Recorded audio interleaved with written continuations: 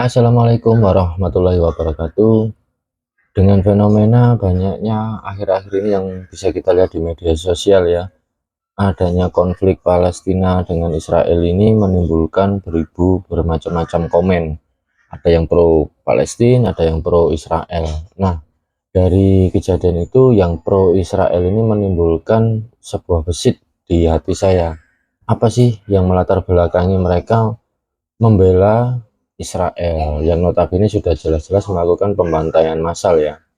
Nah, dari situ saya mencoba mencari-cari sumber atau apa yang menyebabkan teman-teman kita dari agama Nasrani itu ada yang membela Israel. Enggak semua ya, mungkin sebagian kecil lah.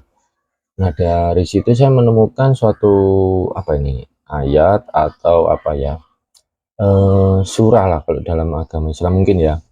Nah, dari sini bisa dilihat, lalu kata orang itu, namamu tidak akan disebutkan lagi Yakub, tetapi Israel, sebab engkau telah bergumul melawan Allah dan manusia, dan engkau menang. Nah, ini yang berbicara sama Yakub ini siapa? Mungkin teman-teman dari Nasrani bisa bantu jawab ya. Dan kata-kata bergumul melawan Allah dan manusia ini, apakah bisa diartikan bergumul ini lagi tengkar atau apa ya? Saya daripada salah ngomong, mungkin teman-teman Nasrani bisa bantu jawab ya. Dan dia bergumul melawan Allah dan manusia, dan engkau menang. Apakah Yakub, atau di versi saya ini Nabi Yakub ini berkelahi dengan Tuhan dan Nabi Yakub menang? Nah, perlu ditilik lagi lebih jauh ya. Sebelum ini kita geser kejadiannya, kenapa kok sampai terjadi perkelahian atau pergumulan. Saya daripada salah jawab, mungkin teman-teman yang Nasrani bisa bantu ya. Nah, ini sepertinya kalau saya baca, apa ini, Nabi Yakub sedang melakukan perjalanan. Kita mulai dari kejadian 32 ayat 21. Jadi persembahan itu diantarkan lebih dahulu, tetapi ia sendiri bermalam pada malam itu di tempat perkemahannya ini Nabi Yakub ya. Nah, lanjut ke ayat berikutnya. Pada malam itu Yakub bangun dan ia membawa kedua istrinya, kedua budaknya perempuan dan ke-11 anaknya, dan menyeberang di tempat penyeberangan sungai Yabok. Next. Sesudah ia menyeberangkan mereka, ia menyeberangkan juga segala miliknya.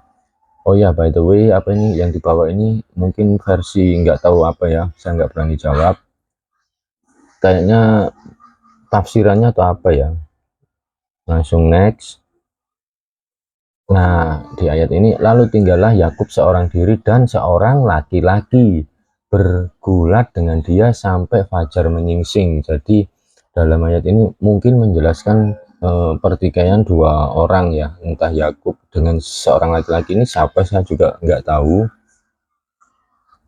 Nah, ketika orang itu melihat bahwa ia tidak dapat mengalahkannya, ia memukul sendi pangkal paha Yakub, sehingga sendi pangkal paha itu terpelecok ketika ia bergulat dengan orang itu. Jadi dalam kejadian ini dua orang ini, atau kita ngomong dua makhluk aja lah ya, saya takut salah.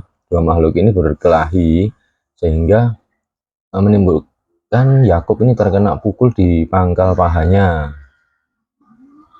Terus ke ayat 26.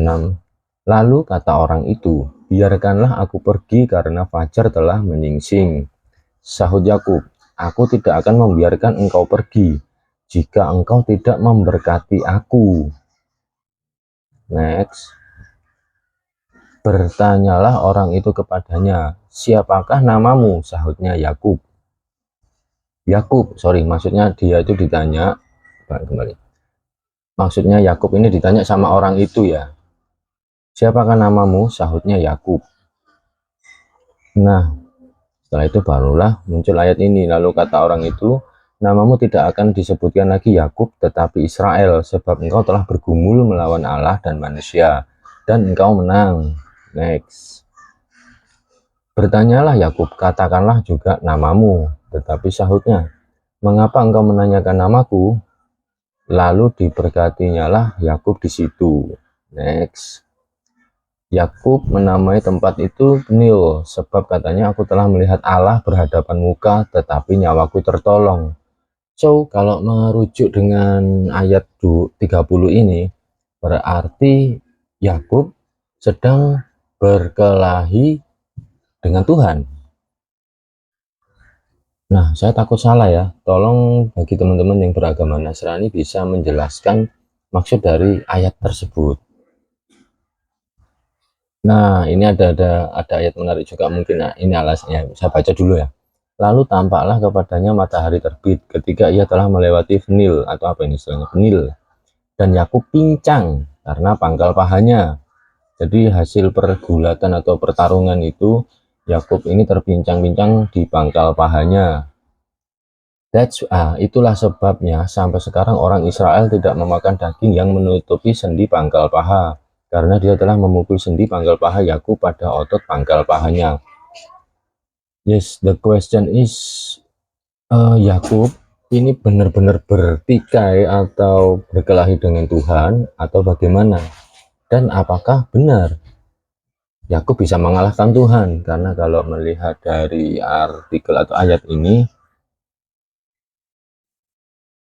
Tuhan atau orang laki-laki tersebut mengklaim, engkau telah bergumul melawan Allah dan manusia dan engkau menang. Nah, apakah hal ini yang dijadikan basic atau dasar dari teman-teman kita atau bangsa Israel itu merasa lebih superior? Mungkin sementara seperti, sorry, ini saya juga coba cari di tafsiran, tapi saya kurang paham maksudnya seperti apa. Karena penjelasannya, ya karena mungkin bukan bidang saya ya, daripada salah jawab ya. Ini merujuknya banyak sekali. Nama Yakub artinya seorang penipu ulung lah. Digantikan menjadi Israel yang artinya dia bergumul dengan Allah. Saya nggak mau terlalu lebih dalam lah, biar teman-teman Kristiani yang menjawab. Dan saya mohon teman yang Muslim nggak usah menghujat ya, kita berdiskusi sehat saja.